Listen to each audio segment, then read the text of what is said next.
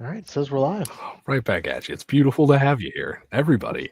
Hello, everybody else, and welcome to another wonderful rendition of the Paddock Pass podcast. My name is Jack McLeod. I am here today, joined with the usual crew. We got Trey, Kevin, Patrick, and most importantly, we've got Matt Romanowski. I'm super excited for all of you to speak, and let's see what we can learn about some data acquisition. Trey, if you want to introduce yourself, wrap around, we'll end up. Trey Albrecht, one of the presenters here. Very excited to learn how to look at squiggly graphs better than I have previously. Kevin? Yeah, I'm the same. Matt, you've been to what? The last two of our 3-day events for WCR, right? Or is it the last three? I can't remember. I am terrible. I want to say 2, but maybe 3.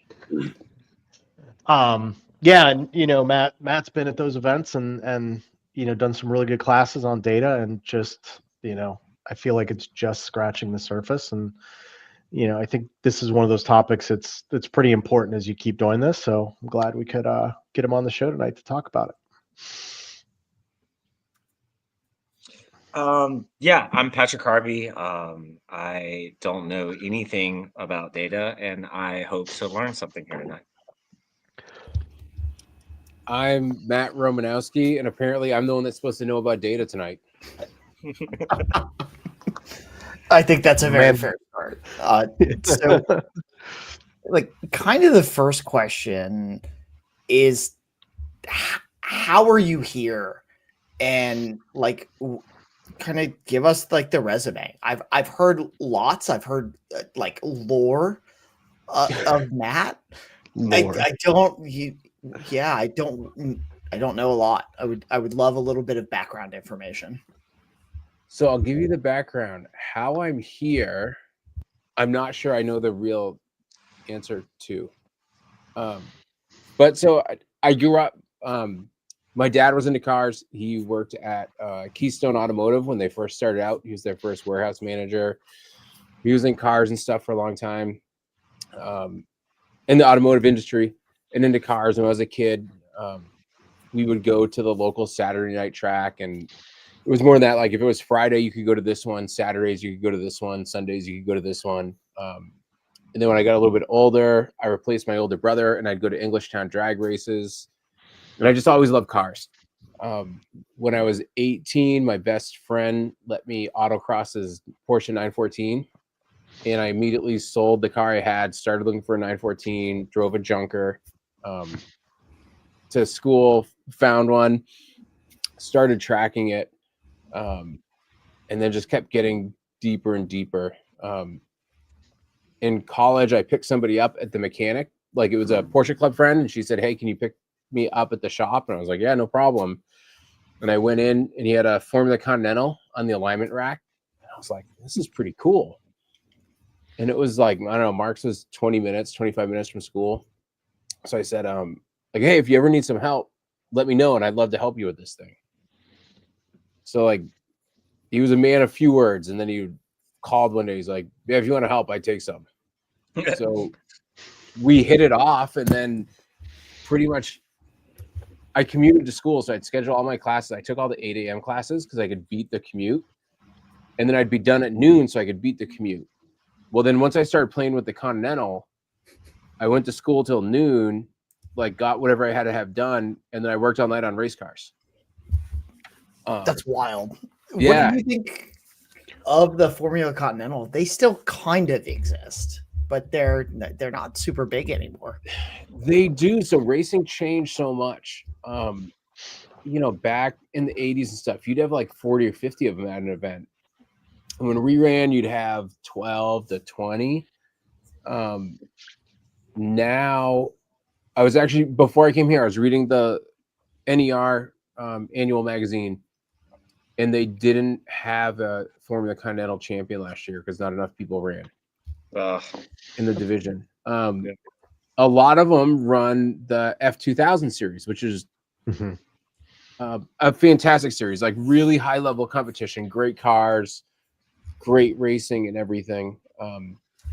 I still think they're super cool cars. Like when somebody calls me for help with a Continental or a Formula Ford, I'm always into it. The Continental doesn't have the snowmobile motor in it, does it? No, so Continental is originally they were Pinto motors. And then That's when the awesome. supplies on those ran out, there was a Honda version. And then now I think they're onto Mazdas or something. Like it's changed a whole bunch. And then it was even cool. And those are 2-liter motors. And then the Formula Ford started out as Cortina, so they were 1600s. And then doing everything, we had a friend that had a Crosley, which it was bright orange. I always think it was beautiful. And the crazy thing in the Crosleys was I think it was a 35 or 45. They put the motor so low that if you bottom the car out, like on a big compression spot, you could hit the flywheel on the track and bend the crank. Oh crap! Because the flywheel like stuck out of the bell housing a little bit, and it was just nuts. Oh my god! Yeah, so like I love playing with those cars because there's very little rules, right? Like you can't change the width of the wing or something, but it's so open. So yeah, those were a ton of fun, and we did our own motors. Like a lot of people send them out. We did all our own motors. We did the transmission. So I learned how to rebuild a Hewland. It was a long time ago now, so I don't know if I could like drop all the gears out and do it as well as I used to, but it was cool. So to be completely honest, you've said a lot of words that like I understand it's a word. The understanding of some of those is like wildly lost on myself at least, but also like I know you drive a 914, right? That was a 914. It's still 914 shaped. Yeah. Well, a question on that: is it the same one you bought that you were talking about earlier, or is that a different one? A different one. So if you want the little side story, the original one, we called it, the car still has a license plate Tang, but it's orange like the drink. So that was my friend's car. That was the first one I autocrossed or drove in the track. And then I got my green street car that slowly over the years I turned it into a track car, but it's still street legal and looked stock, but it has like Willwood brakes on it and it's super lowered and stiff and all that. And then I got the race car like 16 years ago. So then my car is like the street track car that's not a great street car. And that's the yellow one you guys have seen. And that's on the shirts and stuff. And my friend had sold that original orange 914 at one point to get a different car. And then I saw it come up for sale and I told him either he could buy it back or I was going to buy it and tease him forever. So he bought it. So that car's still around.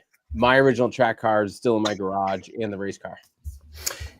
That's wild to me because I've seen 2 914s like on the track or in a track centric setting in my entire life. And it's yours and one that used to go to Pungo airstrip down in Virginia Beach. Huh. So people in your region might know my yellow car from the 90s because that's where it came from. The family, Bill J owned it way back. Do you know where they're from? Are they like south of like Northern Virginia? So there was a yellow one that was just a ridiculous badass car when I was in college, and like that would be 2009 to 2014. And it would come and just like on big Hoosiers would rip at this concrete airstrip. No, so I had this car then. This was a track car back then. But yeah, I got that, and then it's I started using AIM with that Formula Continental in like 2000. So yeah, that's a perfect transition. Like, were you using AIM or working with AIM? Using AIM. So when we got the Continental, it just had gauges in it, and then we had some sponsors and stuff, and we finally got Micron for it. We put it in, and we used it. It was so basic, and I laugh about it now. Was we'd run, and we'd either use it to try to figure out the gearing, like what's the most RPM we hit, Or we would go like, he's like, I think we over revved it. Then we'd look, yep, over revved it. Like, check the followers and, you know, do whatever. And that was the extent we really used it for. It wasn't for much else. Which, and then, like the micron is more like what you would use in karting, right? yeah. So as AIM has changed, and I my years off when it was way back then, but they had it was a Micron 3 Gold, and they had different versions of Micron back then. So the Micron 3 Gold was really for like a car. So that's what we had. I think it's been so long. And that's what we used in really basic. And then not long after that, there's some Porsche 911s that raced out of Mark's shop. And those ended up with MXL Pistas when those came out. But, you know, super basic use, really just gauges. And then I had the race car, and it was probably 2005-ish, 6, somewhere around there, when AIM came out with the first Solo. And a guy in the region was an AIM dealer, and he let me try one. And I learned more in a weekend using that Solo than I had in years. So, and it made sense to me, like how the software works, how everything went.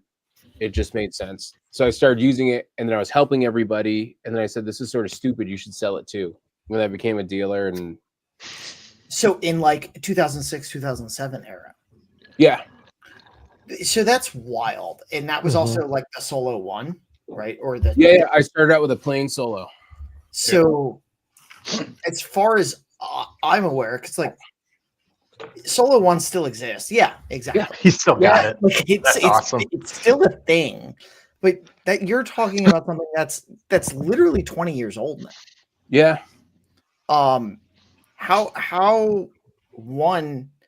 How much has this changed, and two, how has a company that's seemingly so successful in kind of the like data acquisition business been able to do this with just basically 2 to 4 products in like the consumer grade like lap timer? Oh man, so how much has it changed? In some ways it's changed a lot. So the Solos changed things a lot that I had the GPS built in. I remember the thing I hated the most was beacons, because you didn't have GPS. So you had to set I don't know, it's like an infrared light that shoots across the track, and then you have a pickup on the car. So every time you go by start finish, then you had to have a wheel speed. But wheel speeds aren't actually that accurate because the tires change when you're driving, and you're trying to do these laps. There's a pain in the butt. So GPS came out, and all of a sudden we had like real lap timing, that you didn't forget this beacon at the track every week, or forget to charge the battery for it. And it just worked, and you had like a driven line. It was amazing. That part of stuff is kind of the same, but the GPS went from GPS only and like 10 times a second to now we get 3 constellations at 25 times a second. The accuracy went from like 15 feet to 1.5 feet. Race Studio, the software has changed just a ton. The software is using old Race Studio, like OG for the old Solo, is difficult. What's nuts was I started using Race Studio 3 before most people had it. Like I was in the dev part of it, not even the beta. So when I started to use it, it was so different. I actually had to stop myself, and I'm like, do you hate this new version because it's different or because it's bad? Yeah. And what was the answer? Because it was different. Yeah. Once I was like, you know what? Stop not liking it because it's not how you used to do it. And then all of a sudden I'm like, this is awesome. So to me, Race Studio 3 is super easy. When somebody still asks me a question once in a while for Race Studio 2, I don't know what to do. Like I used to have it all memorized, and now I'm like, I know there's a button. I don't know where. That's wild. So you've been kind of doing data things professionally now for 20 years. Yeah, just about. I have to go back and look when I first bought stuff from AIM. That's wild. Like yeah. I know you have your own company, right? Trailbreak. Yeah. Is that kind of your main thing? And like, what is that? Yes, I have two businesses. So the way that really started was I got my first solo and it made a ton of sense. I did a lot of Porsche Club regions. And the guy who was a dealer said, hey, I'll give you like 4 of these if you want to like lend them out to everybody at the event and let them try them out. So I said, sure. And then I was like, you know what? If we all have all this data, we should share it. And how do we do that? So I found some free website and I called it Breakfast because it was like, it amused me, right? Like, you know, it's spelled wrong and everything. I was like, BRAKEFAST. And I did that. And then he was like, hey, if you want to sell some of these. So then I'm like, okay, I'm going to sell the same stuff. And then I'm like, well, that website doesn't really work. And I don't know. I'm like, what do I stink at? And I'm like, trail breaking. So I was like, make that the website. And there you have it. That's how that started. And then my philosophy through all of it is I used to go to school. I'd drive my 914, my streetcar to school, have classes until whatever time on Friday afternoon, drive out to Watkins Glen for like, I don't know, from North End, it was like 7 hours. Stay Friday night, drive both days on the track, be the last person off the racetrack Sunday afternoon at like 5 or 6, drive home, and then go to class Monday morning. And you know, you can remember all those times that it happens to everyone. It's like mine the other day was a new race suit. And I'm watching UPS nonstop to see when that thing shows up. And it's not even like it's a temporary one and everything. Like it's a closeout, you know, expired, everything else. But I need, so I'm like, but I'm still watching this thing nonstop because I want it so bad. And I've been doing this for. It's new hotness. I understand. I did my first track event. It makes me feel old now. 27 years ago. Wow. I'm still that way, right? So. When I have to deal with people, I'm like, I know how bad I am. I told the joke to someone today, like the P in my name stands for patience. Right? So I try to treat everyone that way and help them out. So like when somebody needs something, it's like, I answer stuff as fast as I can. I help them out because I'm like, it's me. This is what I do. I was telling you guys before, like, I'm like, you should have another hobby or something. What do you really like? I'm like, cars. Yeah. Everything I do revolves around cars. So like, my hobby, I was like, you should do something a little bit different. So I got a go-kart, right? Like it's not that different. It's car adjacent. I have smaller cars. yeah, exactly. Like it's smaller cars that have different language and stuff. I'm like, same difference. And then, I start filling out the schedule and I'm like, do this. And then I'm like, you know what? If you put in the chalk, you could drive it at lunchtime in the parking lot. Right? Like, yeah. It's funny enough, we have actually taken a go-kart around one of the local tracks. And they have since built a go-kart track, which will go counter race. Very excited to see where that goes in the upcoming year. And that person had a great race suit, I might add. Mine, I don't know if I want to divulge all my really cool ideas, but I sent the graphics off today, and the quote from the suit company was, "This should be really cool. It's something fresh and new." That's exciting. Yeah, I think it's going to be awesome. We'll see. Is it Sheriff Cartman? Sheriff Cartman.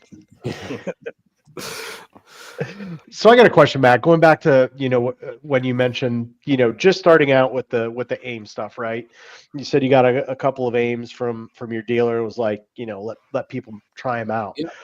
What was because that was, you said what, like 2008 2010 timeframe? What was the kind of reception like on that? Were people actually interested in data like that back then, or was it like, what the hell is this you're throwing in front of me here? A little bit of both. So probably not that different than today. Like some people were excited about it, embraced it. Some people had no interest, and some people were like in the middle. What I don't see as much today that you used to get a lot of would be people who wouldn't turn on their data system because they'd say things like, I wasn't trying this session, I'm not going to turn it on, or I'm not going to go fast, so I won't turn it on. I feel that there's more of that before. I don't hear those things as much anymore, so I don't think it happens. And I also try to give people a lot of times of like, you never know. The local track to me in HMS, my fastest lap I ever turned there was scrubbing tires, and I wasn't going to go fast.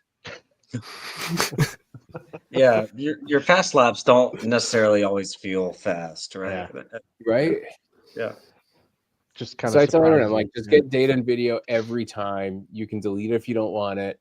Yeah. It's all good. So kind of extending that, like for the person new, maybe I guess a little bit of a mix of new at, this hobby and new at getting data. One, where do you start? Two, when should you start? Like, because I think back to I think back to 2020 when I first got into this. I didn't run a lap timer. I didn't run any sort of video. All through my time in novice run group. When I made intermediate and the following year, then I started recording. Then I started tracking data. As someone who does this professionally, what kind of is your opinion on that? Like, when should you start, and what is a great kind of beginner setup for doing this? So I would start. I don't think there's ever a replacement for really great instruction. And really great instruction, I think, takes on a couple different forms. When you're a never ever, or you're a real novice and you have someone right seat doing that sort of thing, the data can't replace them, because you can do a lot of stuff the data is not going to capture, the video doesn't capture. As an instructor, some of the most powerful things you can do is give someone a ride, because they can get the feel of what it is. That so much of what we do is the kinematic feedback of it all. And then as you get to the pro ranks, there's still coaching going on. It's just in a different form. So they're not right seating, but it's coaching through the data and the video and using that part to do it. So I don't think you ever replace that. It doesn't matter who you are. And it's a unique skill to be able to self-coach, no matter what your tools are. I've only seen a couple people really good at it. So when to start, like, it doesn't replace an instructor or education. Is it necessary for a never ever? Like, no, certainly not. That's not the person I think you should start out with it.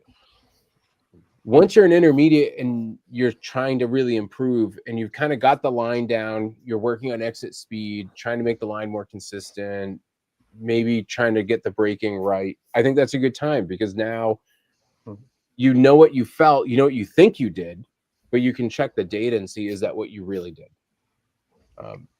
So I think in that range, and as you move up, it's how much more you want.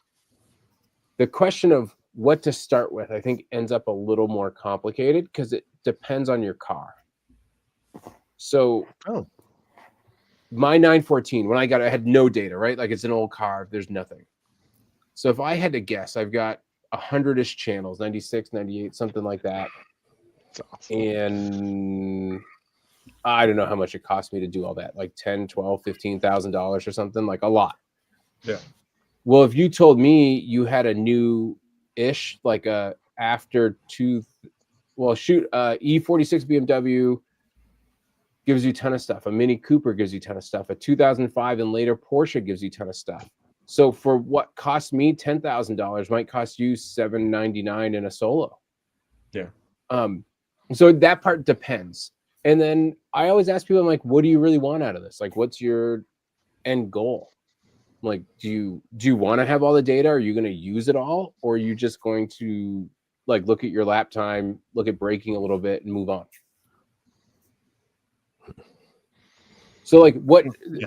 I mean, like, it makes all the Patrick, difference. Yeah. What do you drive, Patrick? Because you said it was something you were thinking about. Yeah, it's something that I want to look at. I have a 2006 Miata, so NC generation, third generation. Yeah. Yeah, so there is a fair amount of data there, right? Like, you have, all four wheel speed sensors. Yep.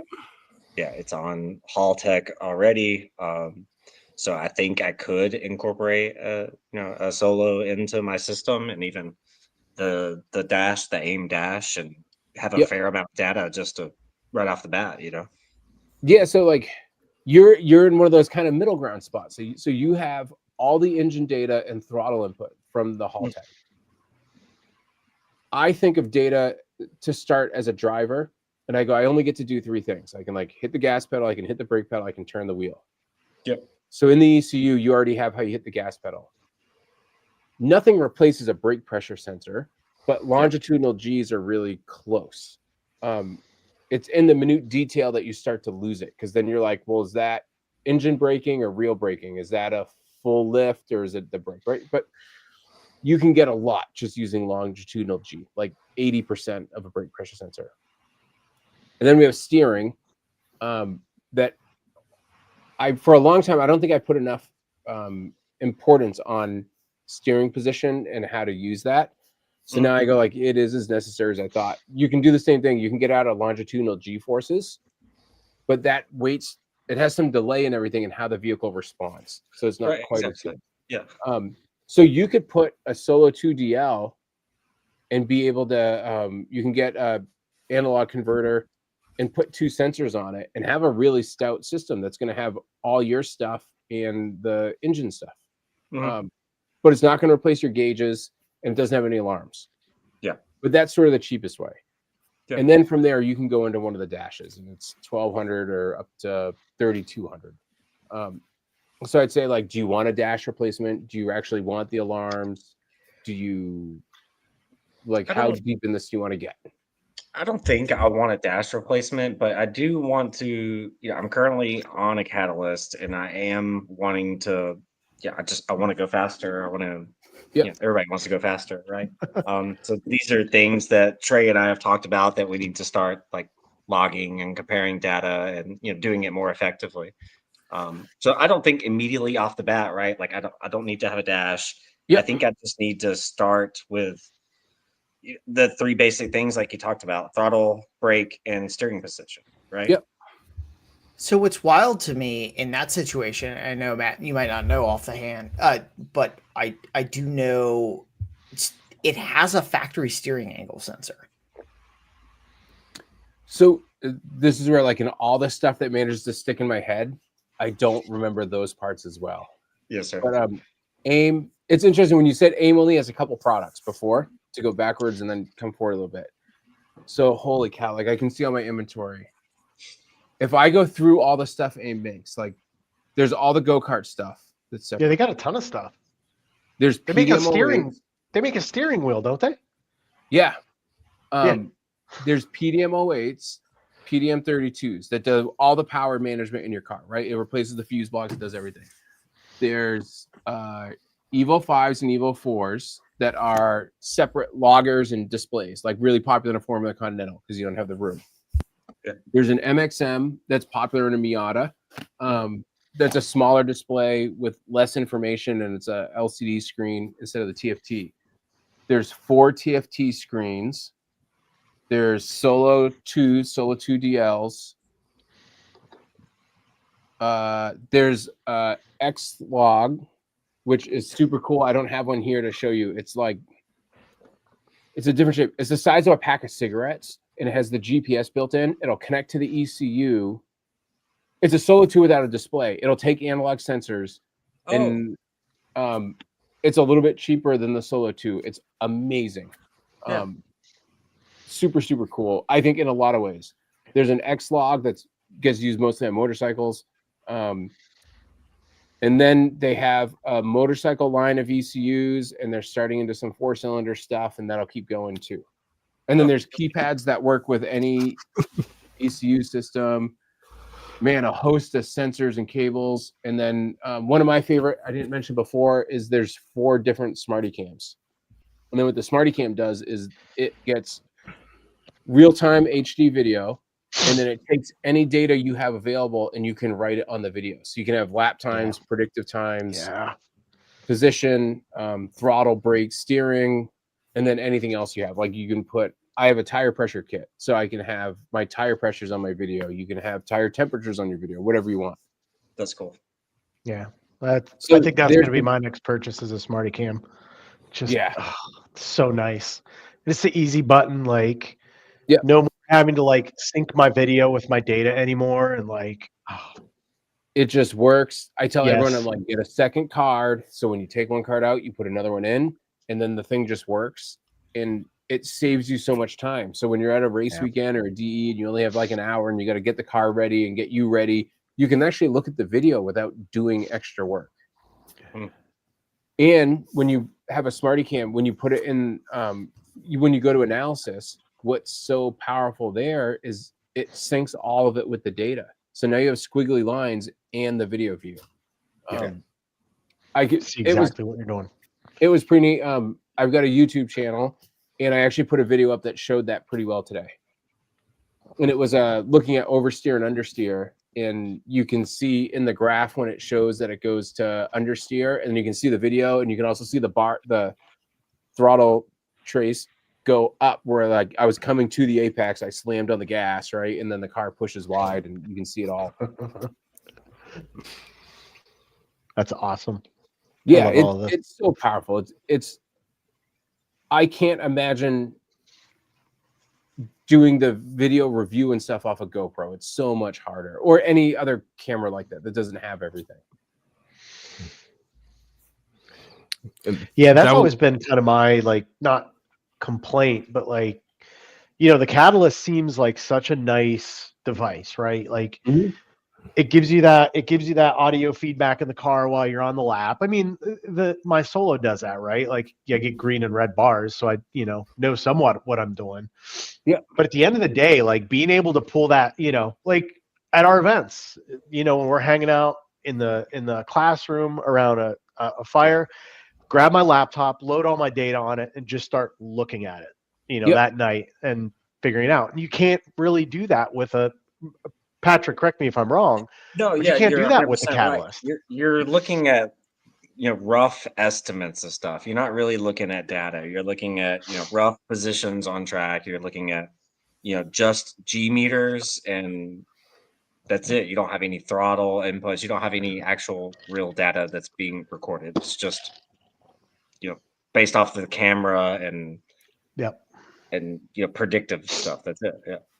So, and I'm generally, Brian, Jeff, David, they've all got their laptops up. If I want to, ask one of them, like, hey, let me see this lap, and I can compare it right against mine right there, and I can see, all right, here's where I'm losing time, which to those guys is a hell of a lot. That's the part that's tough, right? Like, I want to learn stuff, and I want to talk about stuff with Trey and everybody else in the paddock, and literally everybody else in the paddock has Solo stuff, so I have no good comparison to go off of, so it's tough.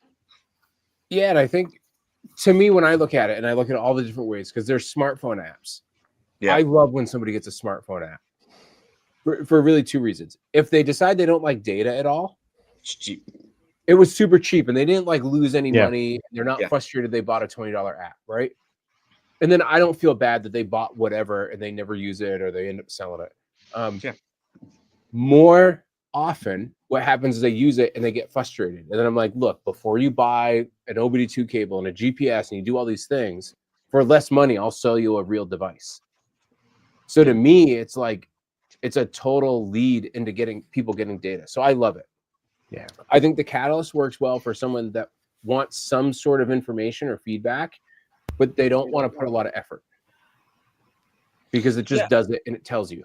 I mean, it has its advantages, right? You just pull the device out of the car and it's simple. But if you want more detailed data, I mean, right, you just don't have the access to it, Right. And then the other part of the Catalyst is it's giving all of you these things off the AI or whatever they want to call it.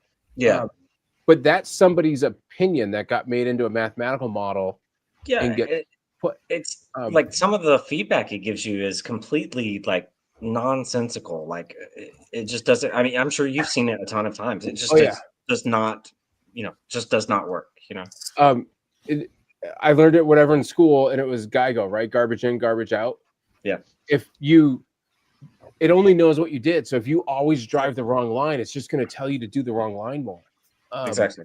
Do the wrong line better. Yeah, right. I had somebody come up to me and they said, he goes, data, can you help me with this? And he pulls it up and he goes, I went down the inside of this corner. It tells me to keep doing that. And I was like, okay. And I was like, were you passing someone? He goes, yeah. I said, you went faster. So it thinks if that's faster, that's what it'll tell you to do. Like, go that speed on the outside. It'll tell you to go the outside now. Yeah. So But if you don't want to make any effort, if you just want to have this thing tell you to do stuff, it's good. And it helps a lot of people. No, So- it is. It has its place. Yeah. Exactly. And Yeah. what I love about the Garmin is anyone that's really into it, they get one and then they want more. And then they're like, hey, Matt, I want more. And then I get to have a conversation and try to help them.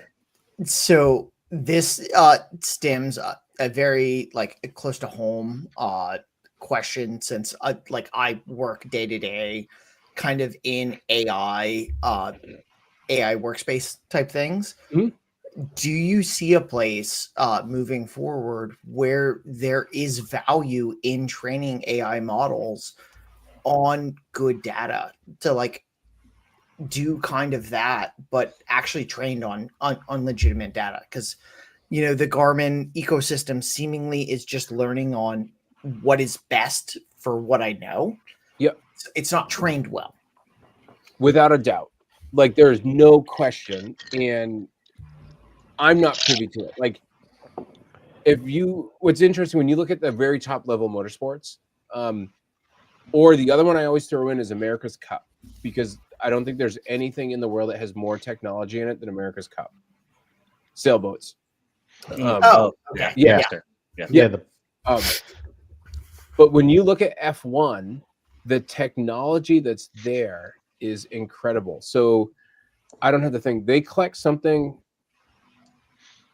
Is it 4 gigabytes a second, a lap? I don't. It's terabytes of data.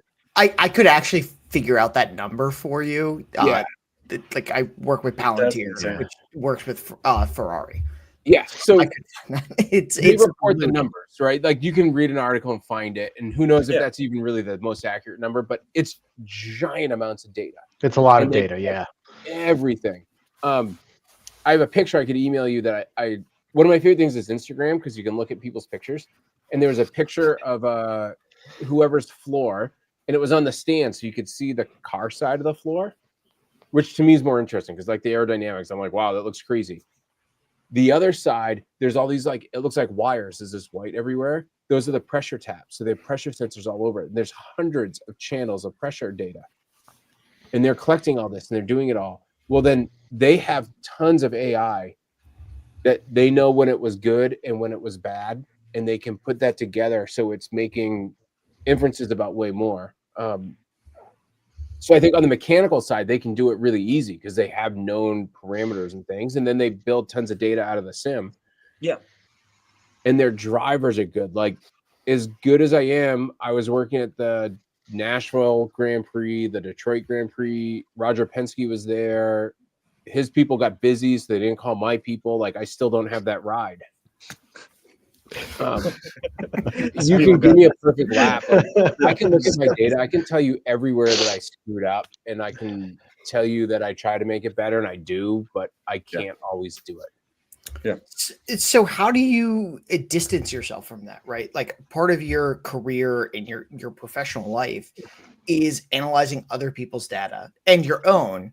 But more so, even when I look at, as kind of a simpleton, look at somebody else's data, like, I can point out things. It's like, this is wrong. Yeah. Like, you messed this up. How do you kind of distance yourself to like not being hypercritical of yourself, but also to like add value to the data that you're looking at? So I consider myself just the guinea pig. So I can look at the data. I'm like, you should do this. And then I try it. And if I can do it or not, I'm like, I'm good at self-reflection. So then I'm like, why didn't you do that? Like, why couldn't you do that? Like, did you really run out of skill, or did you get scared, or did you, like, what happened? And then I can use that to try to help people. I think for me, that part is really powerful. I also get to see some beautiful data. And just to laugh, I was like, sometimes I look at other people's data and it's at tracks I go to, and I look at my data and I look at theirs. I'm like, why do you try? Like, you stink. Like, why did you even try to do that? And And then sometimes I'm like, hey, you were like quicker. So the one time we race at Lime Rock on Memorial Day, but you can't run on Lime Rock on Sundays. So it's like a rainy day. We're stuck in the hotel room because we're done at the track. And I'm going through data. And I take my data and I put it over. One of our drivers is a guy, Thomas Merrill, who's I'm lucky to be around him a lot. He's a fantastic coach, terrific driver, great human, like, great guy to be around. So I've got his Lime Rock data and my Lime Rock data. And the car's way faster. It's like 500 horsepower, 2-frame, made to go fast. And I find one spot in the left-hander that I'm like 2 miles an hour faster for, 20 feet. So I'm like, ha, ha, ha, right? I take a picture of it. I text it to him and I went, I'm faster than you. It takes him like 3 seconds and he sends back. He's like, easy if you overslow. And I've like looked at the data and I'm like, damn it, he's right. So to me, it's just a way to keep trying to improve. Like that's, yeah. I think for everyone, that's the name of the game, is you're trying to improve. So yeah, like everything, you have good days and bad days where sometimes you think you nailed it. And then sometimes you're like, I got to get better. Yeah. But if you can make those little changes all the time and learn something, it's worth it. Yeah. Well, and I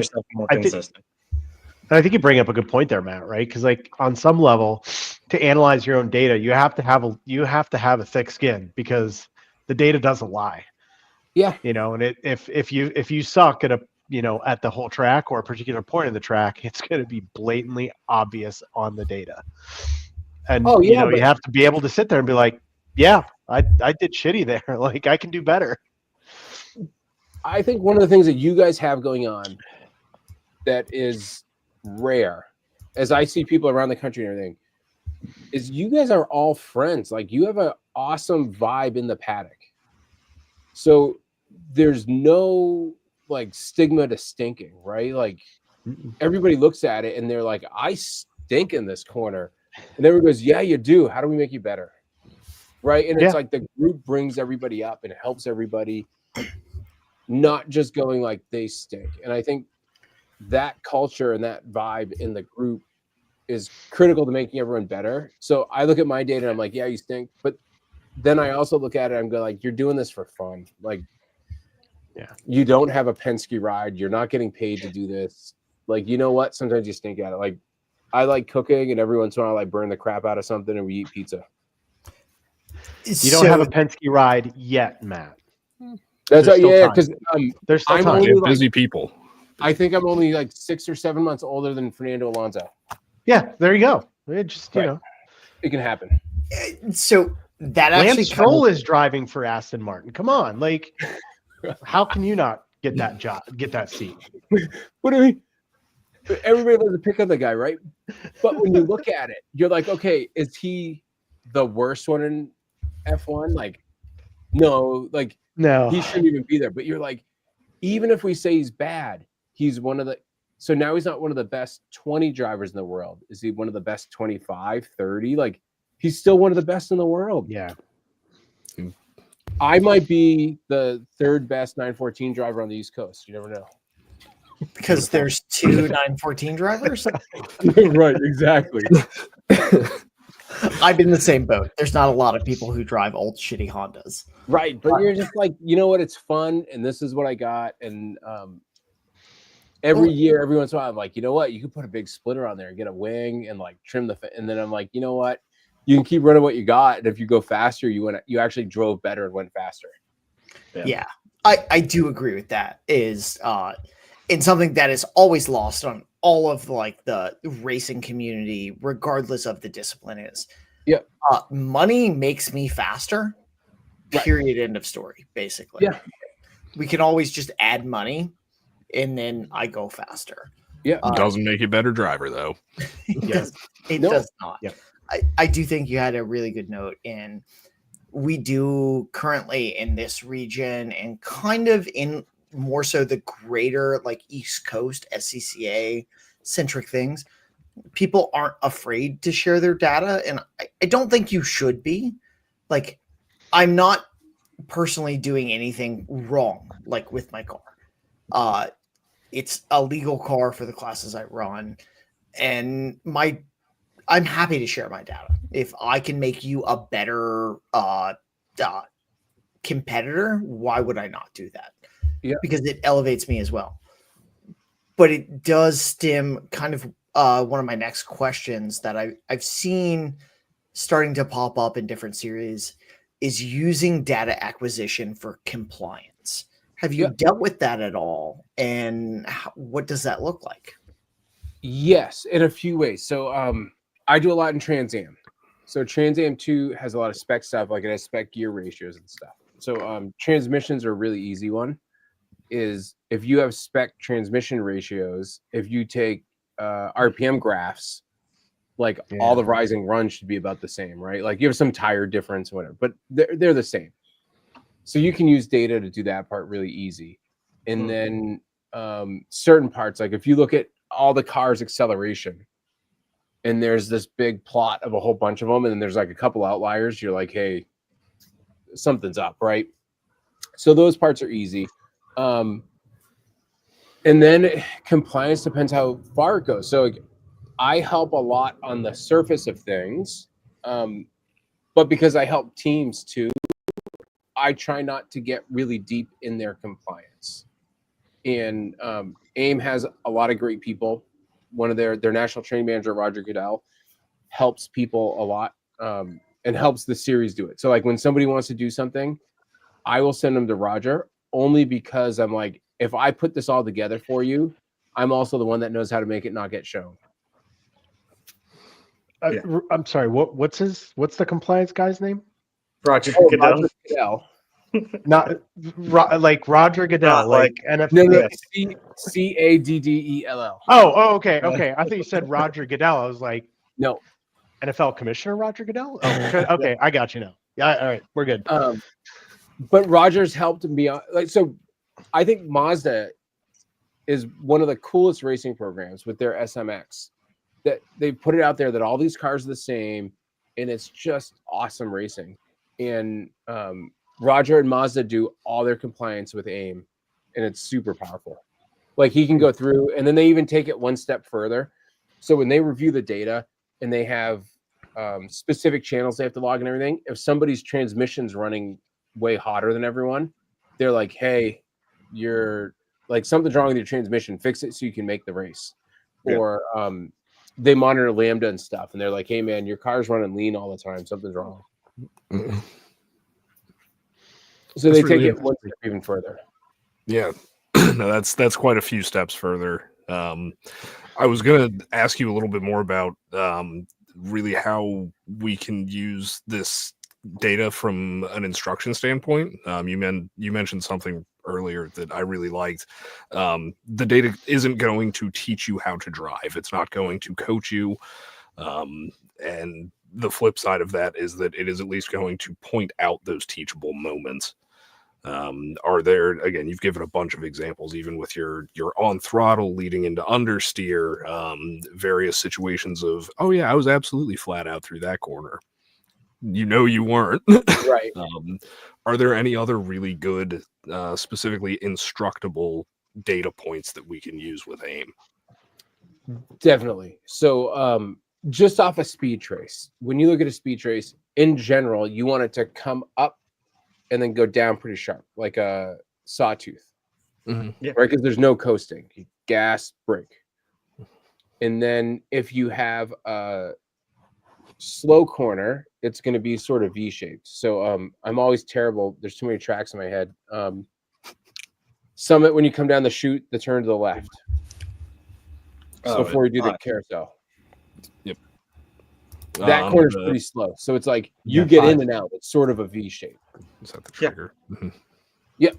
Yep. The turn onto the front straight, it's super fast. You're not standing the car on the nose. You're not braking really hard.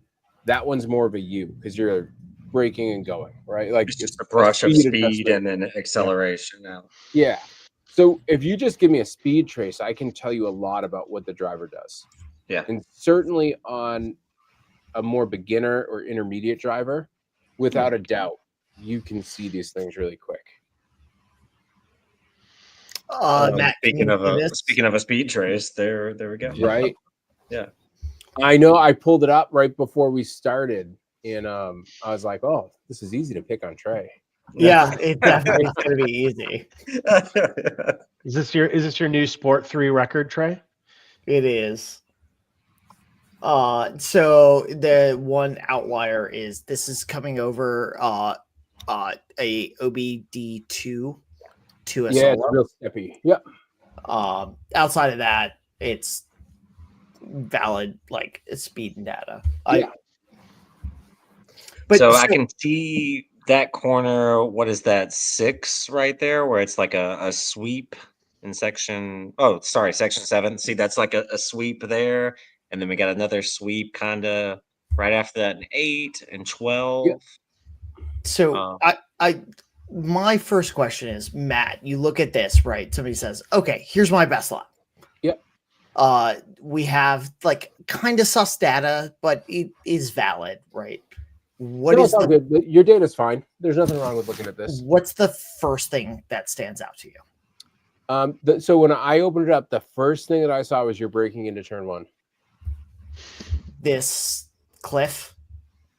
No. So I'm looking at the bottom graph. So your GPS longitudinal, and see how it's like multi-peak? Yeah. And the second peak really goes along with your last rev for the downshift.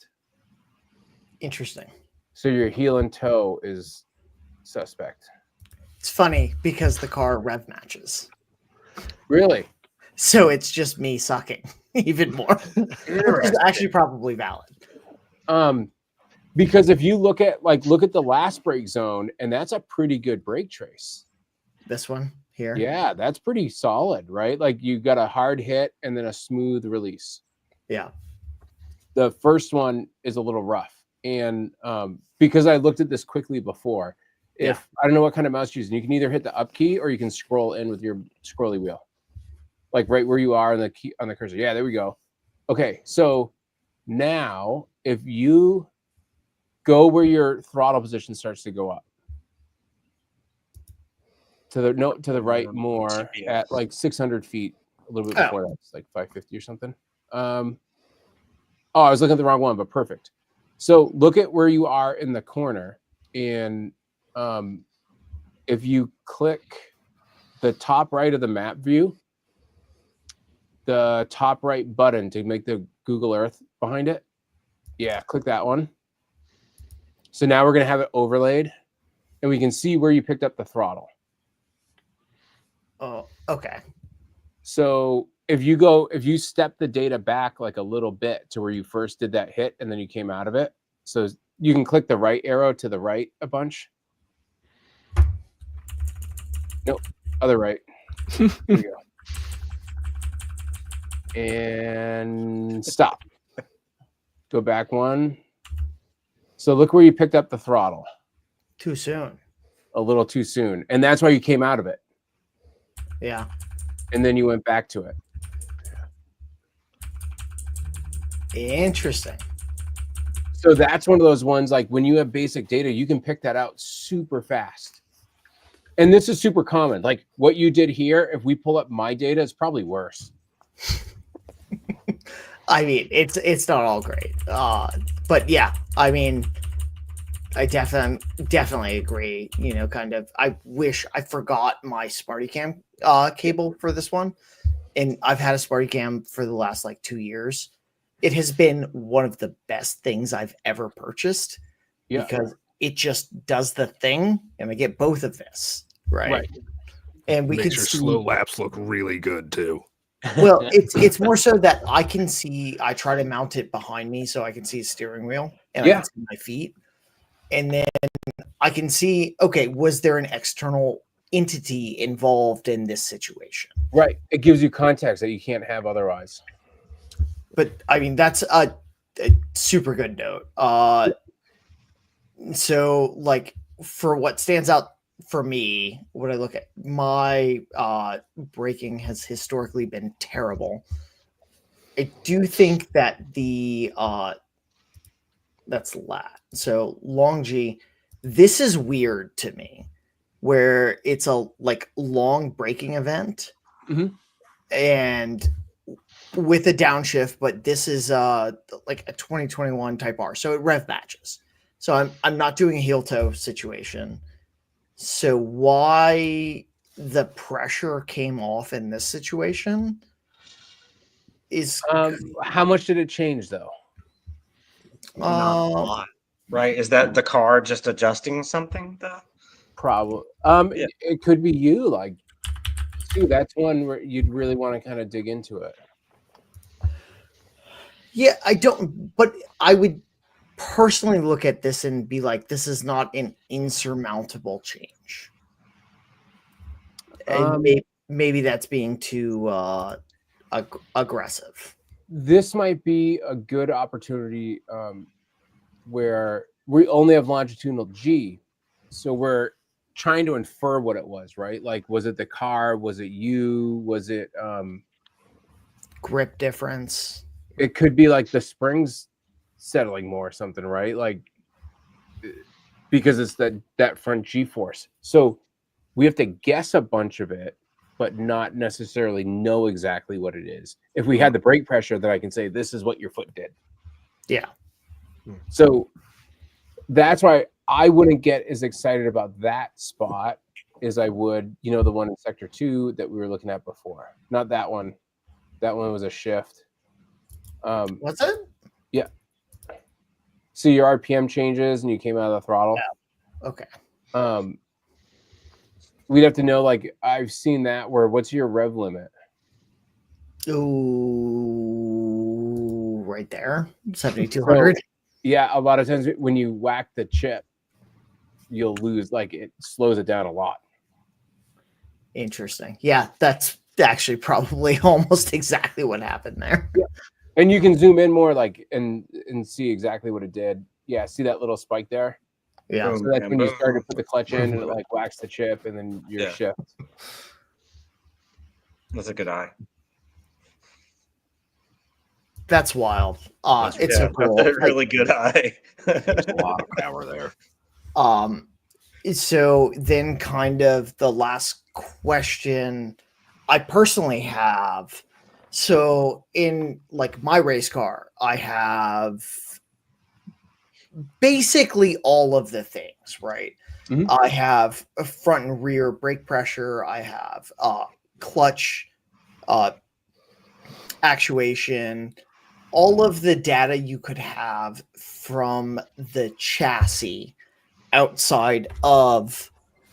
I do log. I have an IR sensor that faces down towards the track, so I log track temp. I am not logging tire pressure or tire temperature. And from a driving better, I'm not sure it makes sense to do either of those things. But from a car setup, I feel like tire temp, like carcass temp, could be beneficial. So when I do this, I joke about it. It's like the Harbor Freight of tire pressure systems. That they're the least expensive. You probably paid as much money for your gauge as you do for the system. It reads half PSI increments 1 times a second, which is plenty for what we do. I tell people that's the first one to get.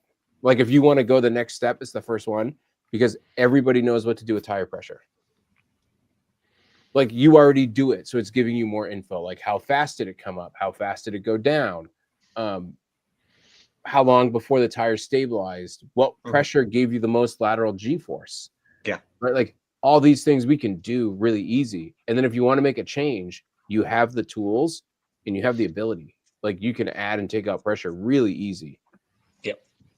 I think that's where you start because it's so common to all of us. When you start to look at temperatures, it becomes a little bit more involved because then say it's not right and you're like, well, is it not right everywhere or is it that corner? My car, the weird rear suspension in it, the inside rear in cornering goes super crazy. So I'm like, okay, what do I do? Like, am I going to cut the car in half and put a whole new rear suspension in it? Like, no. So what do? You live with it. but it's powerful, like to dial in your front camber to get your basic pressure things. It's really powerful, but I'd say it's second to do the pressure first because of the price difference. So you would rather just log pressure? I know. I think you sell something that integrates with the like Autosport stuff and oh God, what's it like? Podium Connect, right? That you can Yeah, just it works with all the AIM stuff. So like it'll work with a Solo 2 DL, any of the dashes, and it's $225. So I'm like, it's not expensive in the terms of what we do, and it gives you data you can act on. Like you don't have to know how to align your car. You don't have to know a whole bunch about how to do tires or anything else. You can like screw this thing on the cap and get good data. It's worth looking into. I'm going to be shopping on AIM. I know that much. Yeah, I was just to say I've got so much I have to do. I need to call Matt after this and schedule a time and a place to talk because this is Yeah, a I tell lot. everyone, I'm like, call or email me. I answer Yeah. email whenever I'm awake. I'd rather have you guys ask me like 10,000 questions and we get what you really want and what's going to work and you're going to be happy with Yes, sir. than like just have you buy stuff and try to figure it out or get frustrated. I tell everyone, I'm like, text me a picture of your screen and what you're trying to do before you want to throw your computer. Because I'm going to tell you, like, I'm going to send back. If you see those pictures, like I stick my finger up here and I'm like, click right there. Yes. And then I take a picture of it. Like if I'm out doing something, like Yeah. I give you that picture and then it's like, it makes it easy because this stuff, I don't know what road is like 3 roads away from my house, but I can tell you what button to click in Ray Studio 3, like at any point. That's absolutely amazing. So we have been here for more than an hour. To kind of close things out, Matt, how do we get in touch with you? Do you actually do publicly like data coaching or like travel for setup or anything like that? And then when can we see you next? Yeah, so the really easy way to find me, the website is trailbreak.com. Just like what you try to do. My email is easy. It's matt@trailbreak.com. You can find me on Instagram and YouTube. My YouTube is Trailbreak Data, and then Instagram's Trailbreak Matt. You can find me there, and I try to post stuff that's really good. And the same thing on YouTube. I try to give people like tips and tricks, like click this button, it'll do what you want, and make it short. I've done a ton of webinars with AIM that they have when COVID started. So they have like going on 5 years now worth of weekly webinars. And I've hosted, I don't know how many of those and helped with them. So you can find me in all those spots. What were the other questions? Where can you find me next? I'll be at your 3-day event that you guys are awesome. You invite me to drive and everything. And I come down as data Matt before I'm driver Matt. So I get to drive a little bit and I get to hang out and talk with everyone on data. It's one of my highlights. I'm actually skipping a race to work at Sonoma to come see you guys. Heck yeah. That's what we like to hear. Yeah, it's super fun. So like you can get me there. I might regret this depending on how many people are watching. If you can figure out when I'm driving to and from that event, you can talk to me for like 13 hours. Like I'll warn you, my truck doesn't have a big enough gas tank. So every hour and a half, you'll have to listen to me filling it up. All right. Sounds good. And then do you as a service, do you do like coaching or data analytics? Yeah, so as things have changed, it's harder and harder to fit everything in the schedule all the time. Yes, sir. What I do, like when somebody buys AIM stuff from me, I support it. If you have to call AIM to get help, I consider myself as having failed and doing my job. So I help everybody through that stuff.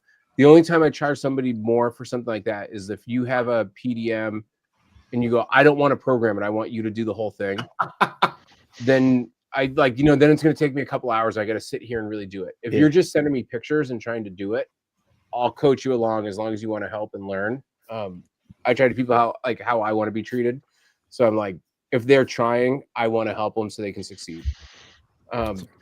coaching, I do some of the same thing, like online. Like a lot of times I take a lot of it. My videos a lot of times are based around something that somebody asked me about. So somebody says, hey, I want to do this. I'm like, hey, send me the data that shows whatever you want. I'll make a video and we go from there. And work on those kind of things, and then try to help them get better and coach everybody up at the same time. But I do one-on-one kind of stuff. I do stuff at the track. Like I said, it's just harder and harder to fit everything in all the time. But certainly, like, you can always reach out. And then, like, when people get stuff from me, they just shoot me texts and emails and whatever, and I just keep answering. Yeah.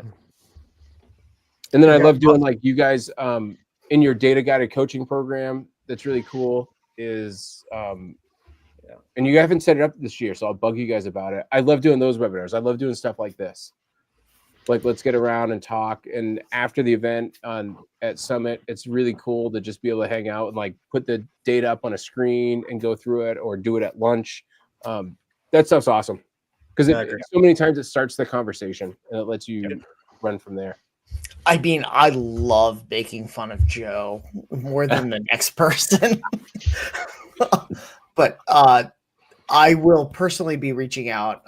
Maybe, November sounds like the end of your season. I could bribe you to come down to Dominion, but I very much appreciate your time. Always a pleasure to talk with you. Just a wealth of knowledge. I wish we had another 2-3 more hours. I will come back anytime you want. Like, this is, like I said, when I'm like, you should do something, I'm like, I do more car stuff. So if you guys are like, hey, we want to do another one, I'm like, I'm in. Just tell me when and where. You just you're feeding a fire. Right. Yeah. Oh yeah. It's like there's no stopping me. Yeah. You get into boats for your next hobby, Matt. So other people's boats. We've been over this. Yeah. Other people's boats. This was actually a good story. So some guy calls me about a very specific AIM GPS open, and he's like, you have to overnight it so I can have it tomorrow by like 1 o'clock. So it has to be early morning to wherever.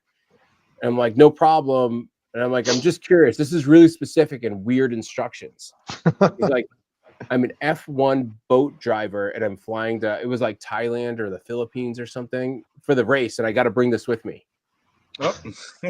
So then I'm like, so if I got into boats, it would go from like a party boat to party boat racing. Or I've joked with the guys on Instagram. I don't know. I have no idea what they're called.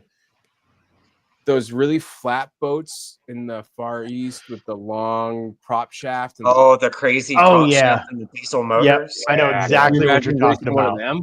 Those are so cool. I'd put data on one of those and race it. All the AIM stuff's waterproof. That'd be so much fun. That's a new market. Yeah. Wasn't one of those boats in one of the I think one of those boats was in one of the James Bond movies. I know exactly what you're talking about. But yeah, they got those huge engines on them. I thought about going lawnmower racing. I found the place up here that allows you to do it, but there's no data. So I'm like, I don't want to do that. Yeah, lawnmower racing is just not dumber, less advanced kart racing, right? Higher center of gravity. I know. I was like, but they don't allow any data. So I'm like, I'm not doing that. No data. No, that's no fun. Right? That's what I thought. Yeah. I'm like, I got to know how bad I got beat. Where can I make up the time? Right.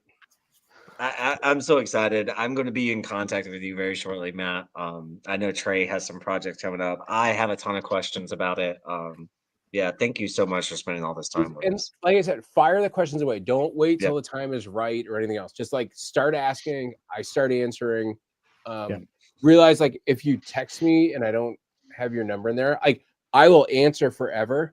But I don't know who I'm talking to. Tie this to a person.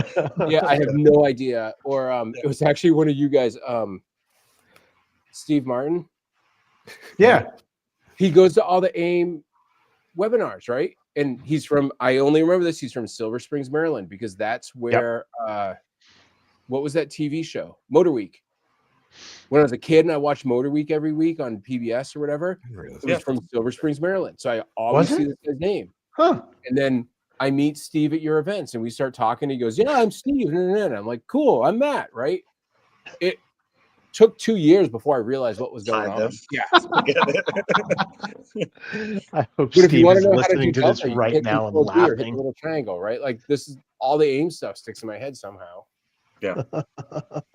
Right. I forget what year I was born, but I got that. I mean, I forgot what I had Eventually for you breakfast this yeah, morning. It's okay. Yeah. Eventually Detail. figured it. Yeah, he's the guy with the Oh. phone number ending in 7498. Yeah. Right. Ah, Well, I all agree, right. Matt. We appreciate it. Yeah, I assume Trey will be in touch with you. We'd love to get you down at Dominion again. Your wealth of knowledge is spectacular, and yeah, we enjoy talking to you. So I expect all of us should be in touch with you again sometime in the near to immediate future. Yes. Definitely email me. I think I have the date, but shoot me an email. Let me know the Dominion date. I'll see if I can make it. Okay. Awesome. Thanks, Matt. Cool. Absolutely. Thanks, guys. Bye, y'all. Yeah. Everybody have a good night.